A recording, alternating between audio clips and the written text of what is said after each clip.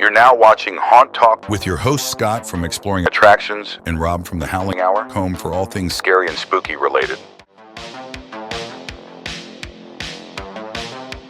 Hello, everyone, and welcome back to the Haunt Talk podcast. My name is Scott. And I am Rob.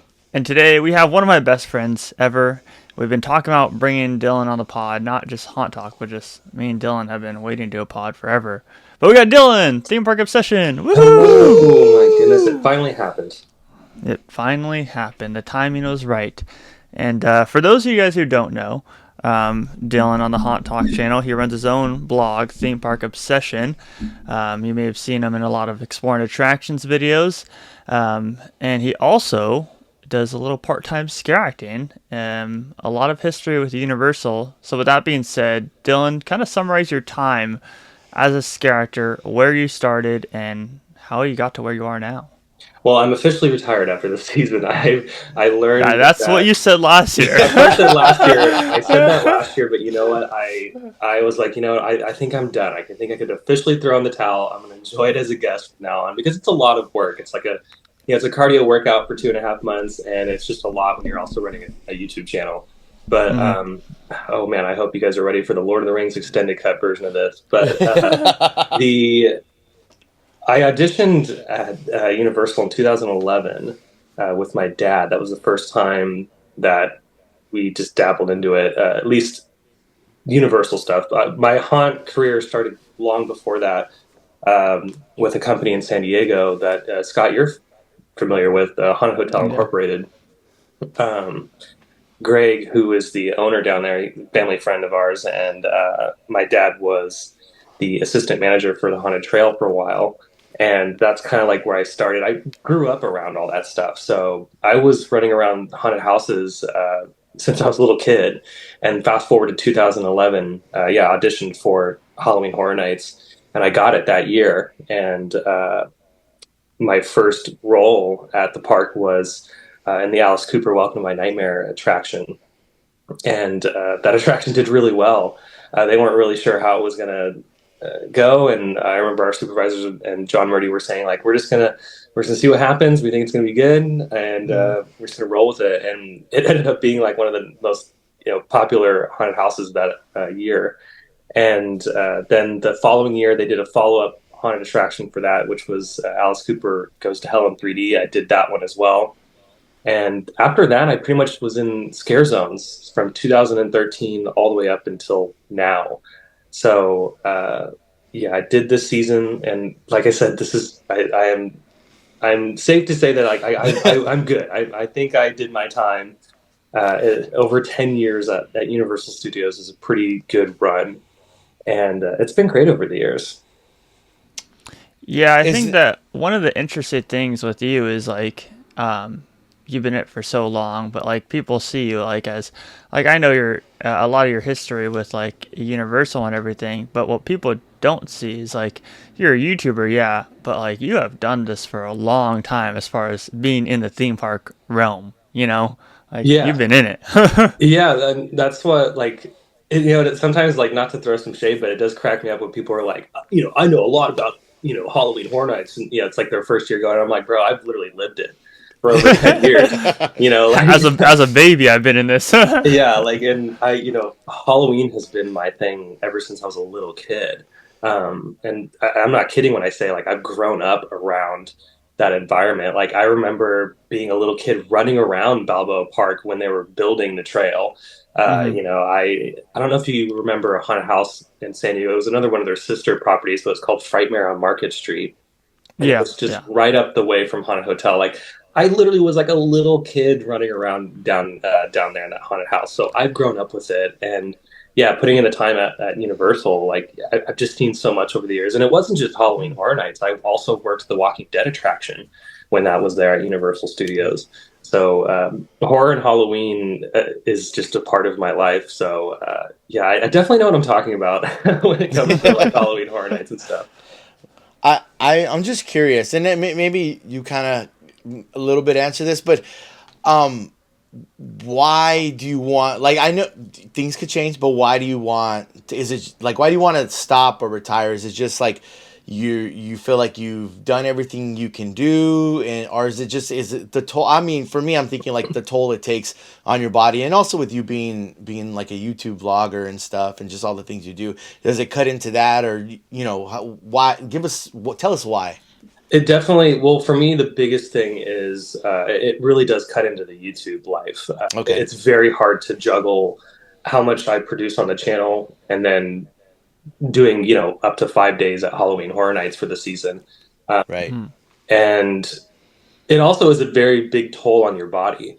A lot of people will audition for Halloween Horror Nights or even, not Scary Farm or any of the other big heavy hitters. And I think they forget how much of a task it really is. And, you guys have seen me at the park running around up there in the scare zone. Like, it's a lot. You constantly have to be moving for 45 minutes at a time. Don't really have time sometimes to dedicate to the season. And I actually ended up leaving early from Halloween Horror Nights this season because of YouTube. I just had obligations on YouTube.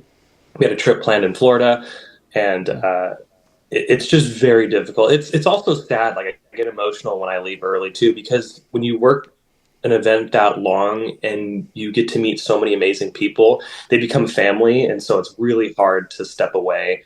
But health wise and business wise, I think it's just the best decision because it's 5 days a week at Halloween Horror Nights is tough. Yeah. And I think that, like you said, you know how I am. Like, I work a full-time job, and it's the same thing. Like, it's a one-man show. That's what a lot of people don't realize is, like, I edit, I film, I drive all the way down from San Diego. Like, it's a lot. So then if you were to throw Halloween Horror Nights on top of that, and you're working that nightly, and keep in mind, like, most characters that we talk to, and I'm sure you're the same way, but they don't get no sleep.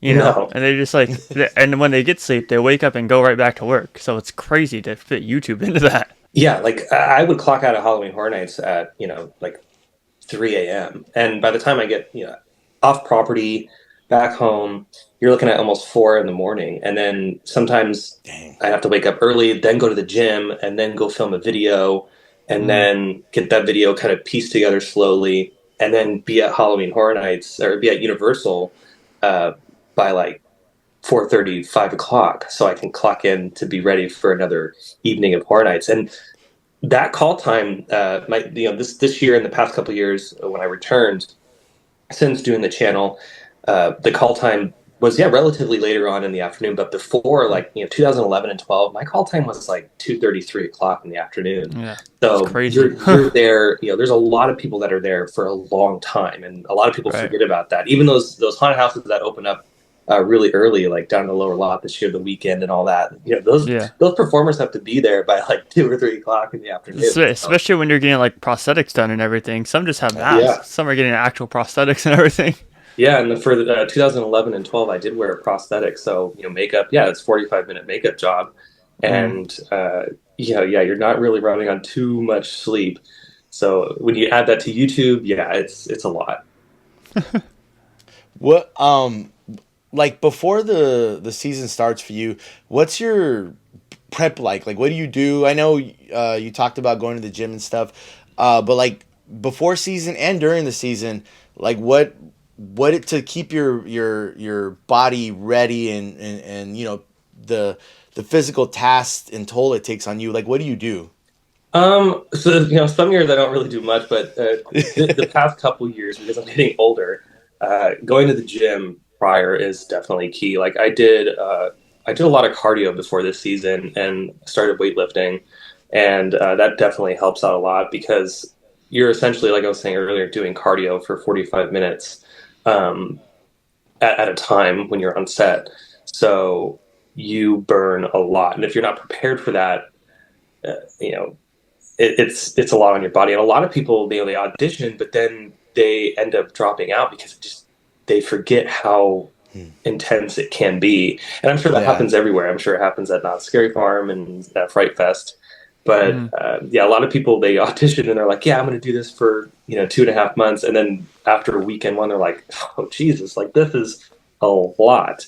And so if you don't try to prepare. Yeah, you just kind of like gamble with the fact that you might you might be winded after the first weekend, but that's You what I might was die, doing. but it's okay. Yeah. And I always tell people, I'm like, if you are a huge fan of this, like, it is fun to at least try it once, because then you can Mm. say like, okay, now I know how the beast works, right? I know how the machine runs, and Yeah. but yeah, no, preparing with cardio and weightlifting is definitely a good idea, and that's what I try to do when I was doing it.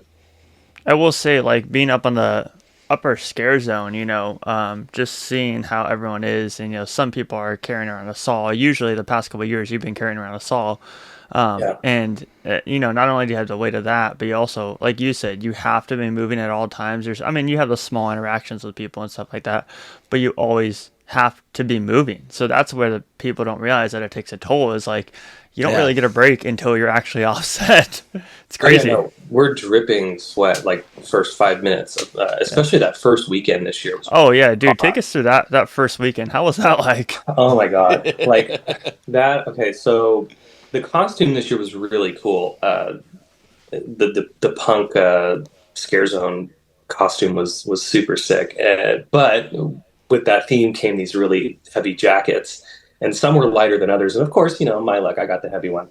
But that first weekend, we were going back and forth, and I don't know if they'd talked to John Murdy about the decision or not, but like Hmm. there was a back and forth conversation about, okay, do we keep the jackets on, or do we take the jackets off, because And the for context, in case nobody went the first weekend, it was over 100 degrees. It was yeah, it was ridiculous. ridiculous. Like Yeah. everyone was wearing shorts that day. It was not cold at all, and it stayed like that all night. But we were like, let's do the first set with the jackets. Let's just see what it's like. And oh man, that was brutal. The jackets weigh like, at least mine, I think was like over 10 pounds. So it's like you have that Oh plus man. the chainsaw plus all the other layers of clothing that you have. Like, I'm wearing Under Armour, the pants, Hmm.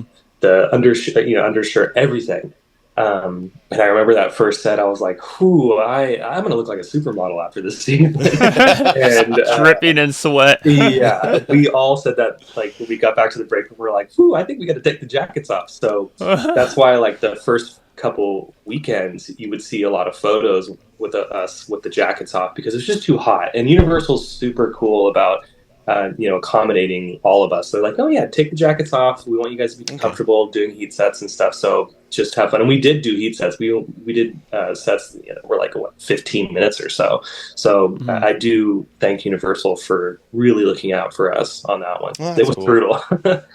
Yeah, I can only imagine. And that was cool to hear that, because it's like, at the end of the day, yeah, we're a show, but like we're also got to take care of our people, Yeah, you want you guys passing out everywhere. Yeah, that's why I always return. One of the reasons why I always like returning to Universal is, they are pretty accommodating to all that stuff when you're performing at Halloween Horror Nights. You're very spoiled working at that event. I mean, yeah, you're only working 45 minutes at a time, and then you go and take a 45-minute break. And other parks don't have that schedule, so it is nice to Exactly. have that throughout the night, so you can rest your body. They have tools in the break room to like help massage your shoulders and stuff. Like there's things there that they really try and make sure all the performers are doing well. They even have like a health and wellness thing that they do there, where like every once in a while they're like, okay, we're giving everyone massages, like come over to this building, and that's we'll cool. do this thing, make sure your shoulders and back are doing all right. So yeah, Yeah. it's cool. But yeah, that first weekend was brutal. I don't think I remember a time that it was that hot performing at No, Halloween Horror that Nights. was crazy. That was literally because I had just come back from Florida, and I was like, oh man, I can't wait for ours. And then I was like, this is worse than Florida right now. It's like, this Yeah. sucks. Yeah, It Florida was wasn't that truly bad. like, no, Florida, I think opening weekend, it was like 80 degrees plus the humidity, obviously. But I mean, towards like 10 o'clock at night, it was bearable. Hollywood stayed 100 all night long. It was nuts. Oh yeah, it was I ridiculous. like did not. We left early. I did not even want to like film anymore. I was so done. I think you had texted me, because I was like, sometimes I try to look out for like friends and everything, and you had texted me like, yeah, Savannah and I are leaving. I'm like, It was like 10:30. I was like, I'm done with this, man. yeah, it was brutal that weekend, but we made it. We survived. Yeah. I gotta ask, when you're up there scaring, it, how do you, like, what's your mindset when you're trying to scare a group or a crowd? Like, what's like your thought process? Like, you see your group or you see someone, like, what's the thought process where you're like, I'm gonna scare this person? How does your brain work with that stuff? Well, first thing is just tune everybody out, like, Okay. just to tune everybody out. And but no, yeah, I'm wearing earplugs, so that definitely helps too. Okay. But Okay. picking out a group, like I always try to get the groups that are a lot more difficult to scare, because my mentality is like, okay, well, they also paid to come to the park, and if I can Mhm. try to scare them, like usually the tough guys, the big old like group of tough guys that they have a straight face, there's no emotion there. I try to go after people like that because Okay. uh, if I'm able to startle or scare them, and they smile and they walk away going, okay, that was fun. Like, all right, that sets the tone, and that's Okay. really like all of our jobs up there, and that scares them right when you enter the park. It's like we have to set the tone for the rest of the event. But I try to go after Mhm. groups like that, and 9 times out of 10 it works. There's some times where like I'll try to go for someone, and I'm like, okay, I didn't calculate that correctly, and it didn't get the reaction that I wanted. But most of the time, uh, when I scare those groups of people, they don't even see it coming. And I mean, you and Scott have seen me walk. Like, you kind of see how I Yeah. do my thing out there, and um, yeah, it's just I don't know. Sometimes you can tell on people's faces. Like sometimes the people that with the straight face with no emotion are the most terrified. Like Yeah. those Yeah. people are usually the ones that are so nervous because they don't know what you're going to do. So I like catching those people off guard. The groups of teenagers or whatever, or girls that are screaming and yelling, they're super easy. I Yeah. like Yeah. a Yeah. challenge. So that's usually who I go for.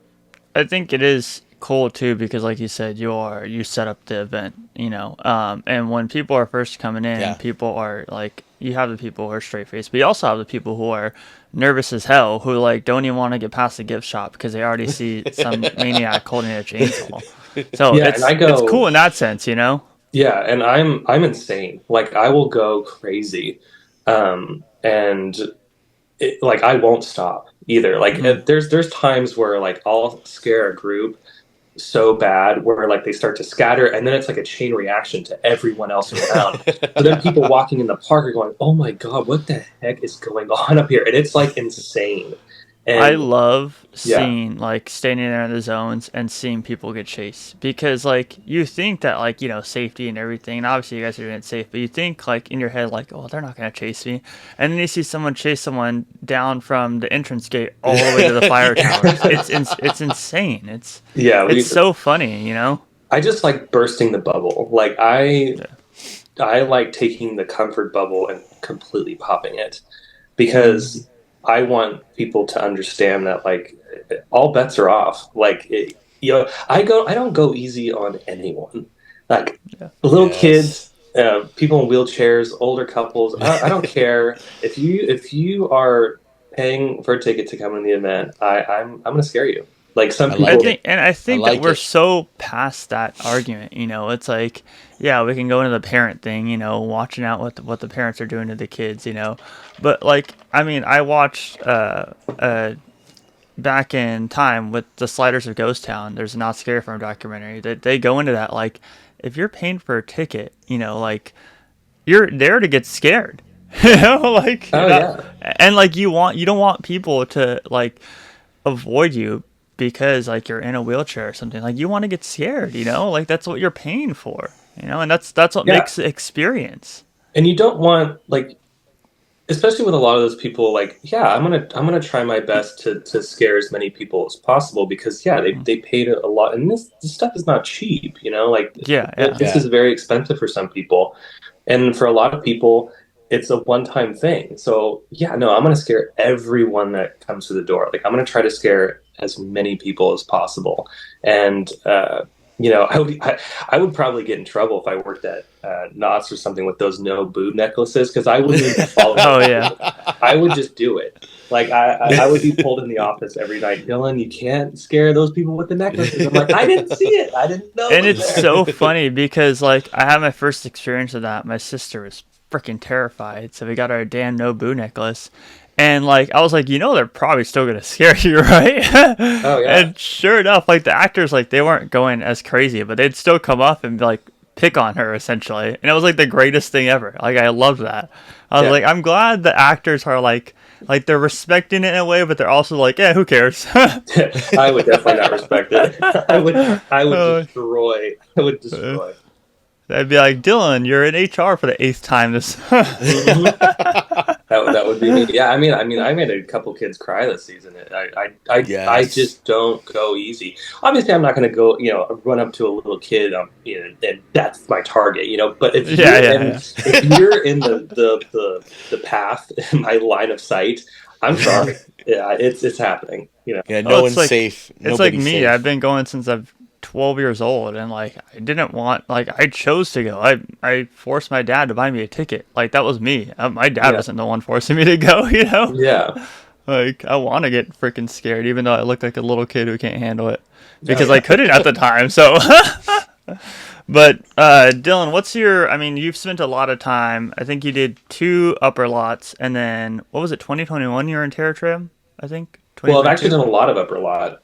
So 2000. Well, I'm talking about recent years, though. Oh, just recent? Uh, Okay. Well, yeah. yeah, when I returned, so I returned in 2022, Hmm. and I was on Terror Tram. That was the first time I ever was on Terror Tram, and it was a lot of fun.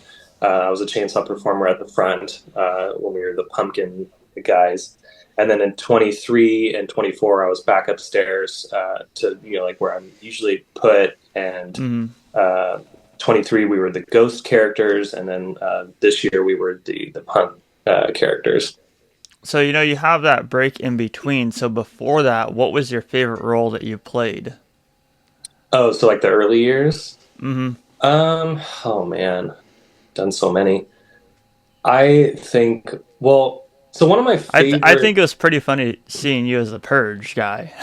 Yeah, like I've done I think that you fit that Purge. role pretty well. Are you talking about the polite stranger? Yeah, the polite stranger. Yeah, that was a good one. That was fun. I was in a lot of marketing photos for that. Me and my buddy, they were always taking pictures of us. It was pretty funny. So every once in a while, I'll see myself in like a marketing video. It's hilarious. But I think one of my favorite characters was in Alice Cooper when I did that haunted attraction. I played Dr. Alice Mhm. in that maze, and then it was just so much fun. I think that's just one of my favorite years in general, just because it was like my first year, and the camaraderie that we had in that maze was awesome, and the lifelong friends that I created from that haunted house. Mhm. I'm best friends with a lot of those people today. Yeah. Like my friend Sarah Palmer, she's Pinup Palmer on Instagram. She co-hosts the Svengoolie show. That's where we met. We met in Alice Cooper. Same with my friend Gabby. So like that was probably my favorite year. And then yeah, character wise, it was a lot of fun. And then probably a follow up to that would be 2016. I was a Purge character in the Gauntlet. If you guys remember that, it was in the Plaza. Yeah. And oh my god, that was so much fun. That was so much fun. Not the most elaborate costume. I just was wearing like a hoodie and some jeans, but man, oh man, that was so That much was fun. such a good test for them too, because then they started doing like the gauntlets downstairs. Yeah, and they But that was told such a us- good test for them. Yeah, well, they told us when they were setting all that up. I remember we were having like a big old meeting, Mhm. and they were like, "Yeah, we just kind of threw this together, so we're going to see it. We're going to hope it works." And that's why a lot of you Yeah. are here, because we're just going to roll with it. And they changed it a couple times throughout the season. They changed like the layout of where people were going to start, where people were going to walk. But overall, it was a huge success, and we rated really high. So it worked out great, and they ended up doing gauntlets for quite some time. Yeah, I mean, Holidays in Hell was birthed from that gauntlet Mhm. type of style, Yeah. and look at Yeah. how successful that's been. Or like for example, you had, I mean, not a really good one, but Urban Inferno, I think it was called. Yeah. But I do miss those gauntlets a lot because that set up kind of like the vibe of the back lot. before you got into it. Yeah. After you took that long walk, and you're like, oh, no more monsters, and then you go into this gauntlet. Yeah, I hope they bring it back. They haven't done a gauntlet in a while. They kind of did. They kind of played around with that idea on Terror Tram this year with Megan. Yeah. But And I think that worked a lot better than most Terror Trams. As far as like entertaining goes. And honestly, like there wasn't a time on Terror Tram that I felt super backed up either. Where years before I felt really backed up. So yeah, it was really good. I'm not talking about my stomach. Yeah, Terror Tram was really good this year. On Terror Tram, I like those little like kind of show moments where everyone just kind of went from section to section to section. I thought that was like you were saying, Scott, just kind of different, and it I guess just brought some creativity to the Terror Tram, something that we haven't seen on the Terror Tram. All right, Dylan. So you say that you've been in like mazes and gauntlets and stuff like that, and one thing that Rob and I have talked about a lot is the difference between maze actors and zone actors. I want to know your take on the difficulties of maze acting versus zone acting. Like, what's difficult about the maze acting that zone actors may not understand as much? I mean, they're both challenging, respectively, and everyone plays a role in making sure the event is successful. So I always tell people like there shouldn't be this competition between the two. Right? Yeah. Me personally, I think the maze performers work the hardest because that's the main reason why people are there is to see the haunted houses. When you're performing, like I've only done it twice at Halloween Horror Nights. I did it 2011 and 12, and then after that it was just kind of in scare zones, the top scare zone. It is a lot because you'll have conga lines and it's just constant flow of people. So for 45 minutes, you're hitting that trigger like every couple seconds, and it's consistently busy the entire time you're on set. Sometimes you'll get a break or whatever with the flow of traffic, but most of the time, also depending on how popular your attraction is, you're working very hard. A few of my buddies were in haunted houses this year at Horror Nights, and yeah, I mean it's just constant. So it's very difficult. But being in the scare zones can be challenging as well because you're having to make the decision on who am I gonna scare? You're in a more active environment. You're kind of like more vulnerable in a scare zone. You can be vulnerable in mazes too, but in a scare zone, especially when the park opens and up at the top scare zone right there, right at the park entrance, you'll have like 5,000 people coming in at you at once. Right. So you're very vulnerable. And that's why, again, Universal does what they can, have a lot of security and people kind of keeping a watchful eye on everybody. But they each have their own challenges. But I would say being in a maze is a little bit more challenging because I don't know. I feel like you're doing so much in like a tiny little space too. I would say I feel like it's a lot like you talk about how you're vulnerable upstairs as well, like as in scare zones. But then I always feel like there's this level of vulnerability too in the mazes where you're just like you are in a tiny space and like anything can happen, especially when people do their swinging hands because they get scared. So it's like it's always like I always fear that, and that's like one of the big reasons. I mean, I love doing like filming everything. But like it's one of the big reasons where I'm like I would love doing scare acting, but I think I'm always fearful of that, because scare actors go through a lot. It happens, and it's like natural like instinct too. So to your point about the cramped spaces, like I can definitely see it on both ends. You're in the scare zone where it's like there's a bunch of people who have a little bit too much to drink and they just feel like they can do whatever they want, and then you have the houses where people get frightened and natural instincts they're throwing their hands up. So that's why I do have so much respect for people who do this because it's fun, but then there's also the cons to it. Oh yeah, like thankfully in the mazes, in a lot of the scare spots, there's definitely a place to retreat. So if someone is being stupid, they can just turn around and go back into the hide. In the scare zone, it's a little bit more difficult because it does take time to go backstage and you're kind of out in the open. But yeah, no, all the roles at Halloween Horror Nights, they play such a crucial role into making sure that the event is good. But I do hand it to the maze performers because, yeah, again, that's why people are there. They're there to see the haunted houses, so they always have to be on their A game to make sure that those houses are performing the way they should be. Right. Yeah. I'm curious about something you had mentioned because I feel like Universal and Horror Nights has something that the other parks don't. I mean, in a sense they do, but you talk about like when they open up, and even I've seen like just throughout the night, that first scare zone you come in, like that's the only way into the park, and that does have a lot of people, especially when it first opens up.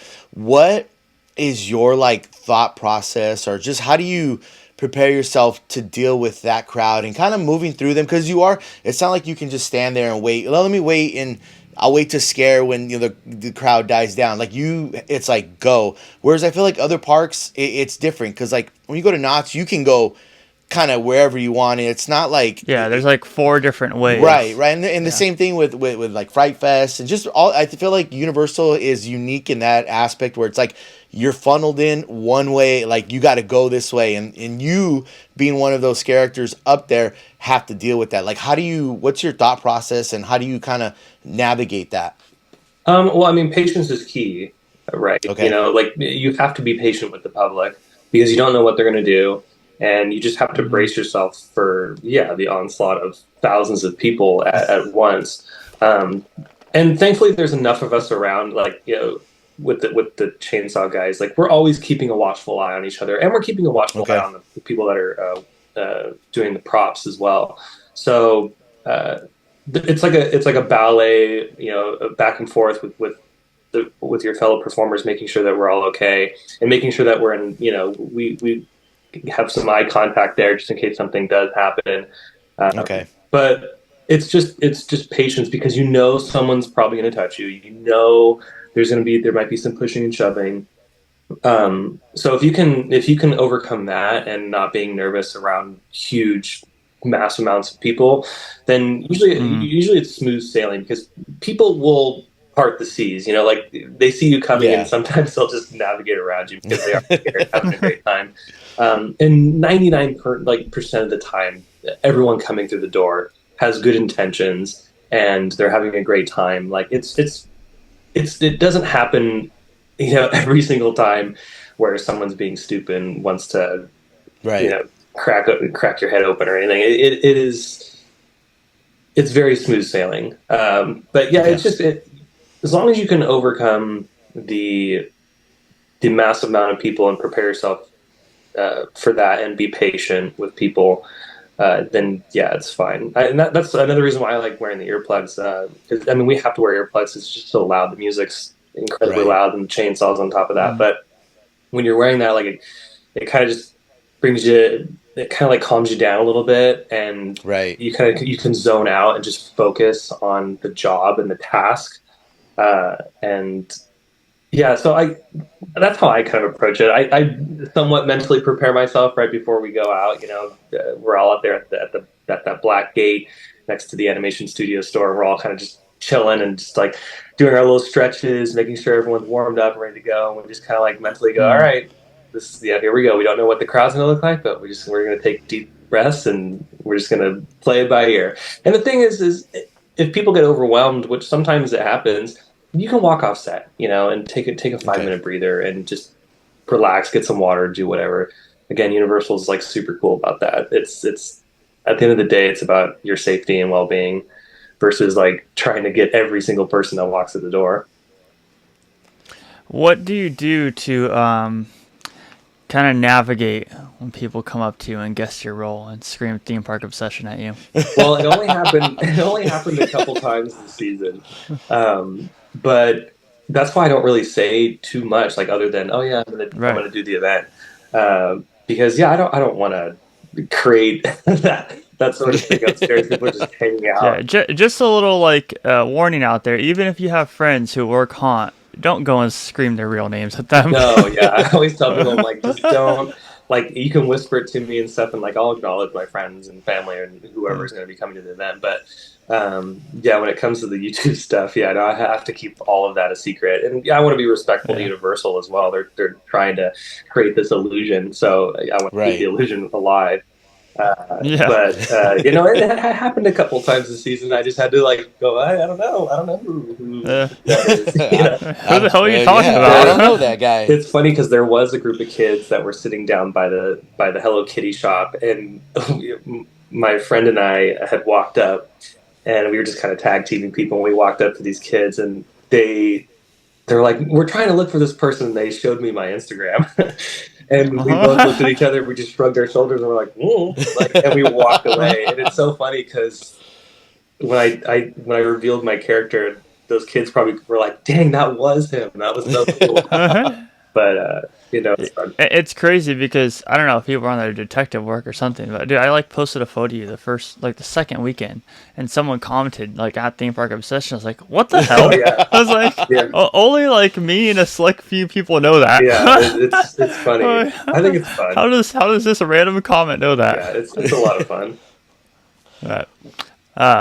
Well, I was gonna say is you talk about a lot of your history with Horror Nights and everything, but what's your like, and I maybe hard to kind of guess, but what's your favorite moment of Haunt ever? Oh man, there's been so many over the years. I mean, there's been like thousands of different instances that have been funny, and we go backstage and we laugh about it, and it becomes a memory. But yeah, I don't know. I feel like again with 2016 with the Gauntlet, that was a really fun year. So many laughs that year, and so many great reactions. I remember.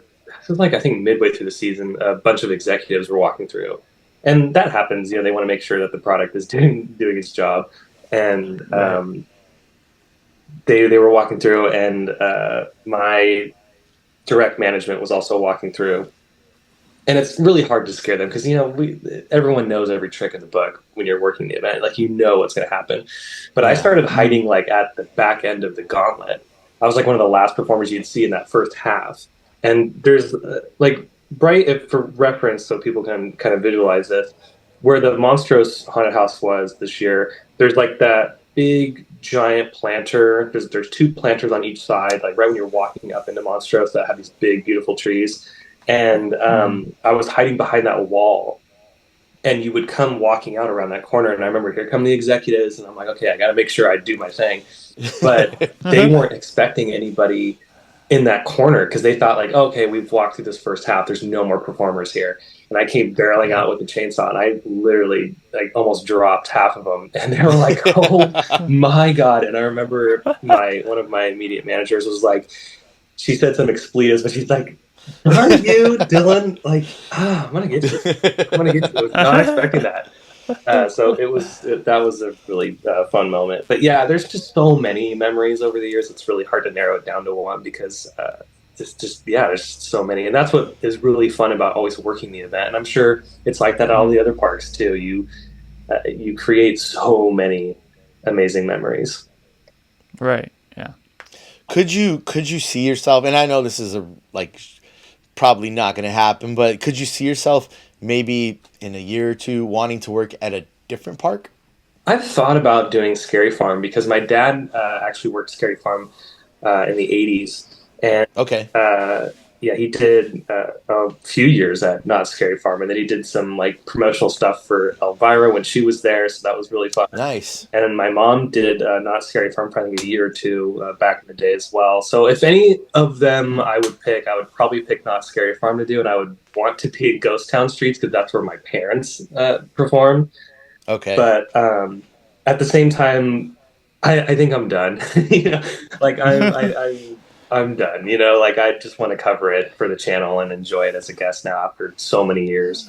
But I will say I miss my friend.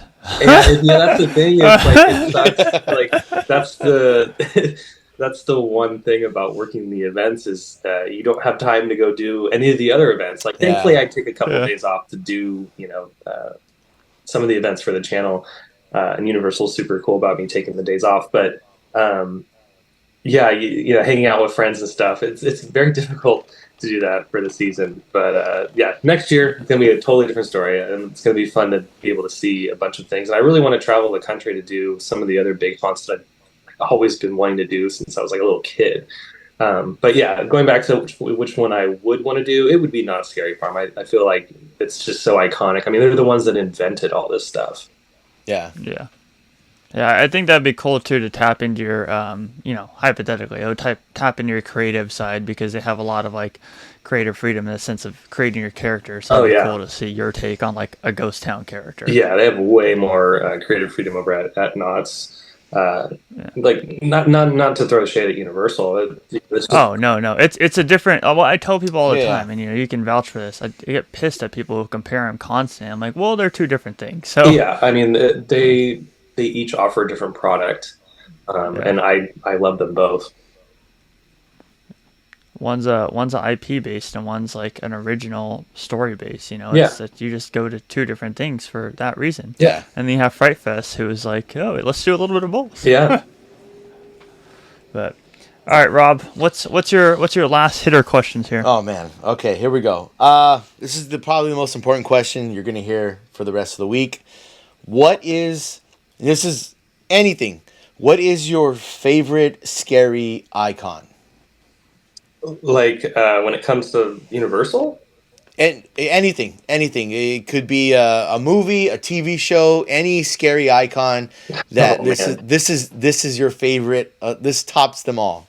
Dang, that's a really hard question because there's so many good ones. Like there's so many classic icons. I mean, You get top three. Yeah. I feel like the classic monsters have to have some limelight there. I mean, the classic monsters are iconic, like Frankenstein's monster, the Bride of Frankenstein. Those are classic. Like when I think of horror and Halloween, they definitely pop up.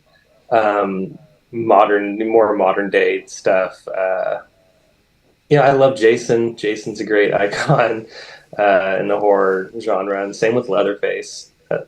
I know they've done it at Halloween Horror Nights a million times, but I kind of like when they do Leatherface at HHN. And I wasn't able to walk through that haunted house this year. I was a little bummed out, and I heard really good things about it. But that is a really hard question. There's so many great icons that kind of define horror. I mean, my God. Yeah, I don't know. I think I'm going to have to just push it towards the classic Universal monsters. Okay.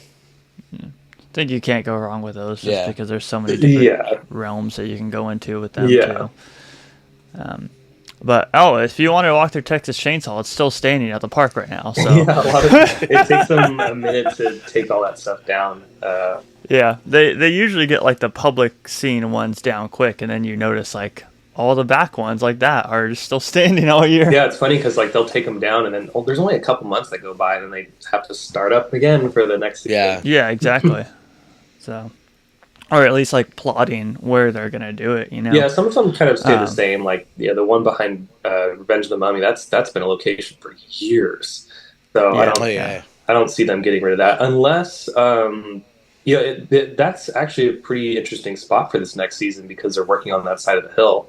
So that location could be absent this year. You never know.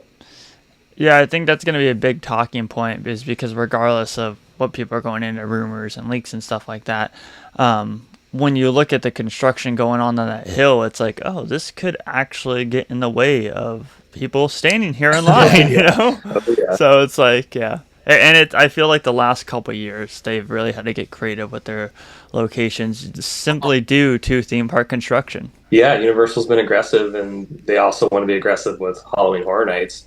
The locations are always a head scratcher every year. Like when I'm filming the videos too, it's like you always try to figure out, okay, where's this year's lineup going to be? So I'm very curious to see what they're going to do for 2025. Well, Dylan, we appreciate you coming on. And as always, you guys can find Theme Park Obsession everywhere. We'll leave all the stuff down below in the description. We appreciate you coming on and talking haunt with us. Yeah, that was quick. Yeah, we do quick shows here because we always want to be like, oh, let's bring the guest on for a second time in the future. I'm always down. Leave it open. I'm always down to talk horror and Halloween. I love it. I live it. You got it. Yeah, I know it all year long. I'm wearing my Halloween shirt right now. You can find all of our stuff down below in the description. Find Dylan's stuff down below in the description. And as always, subscribe with those bell notifications on. And leave this video a like if you did enjoy it. But my name is Scott. And I am Rob. And you've been watching Haunt Talk. We'll catch you guys in the next one. Peace out, everybody.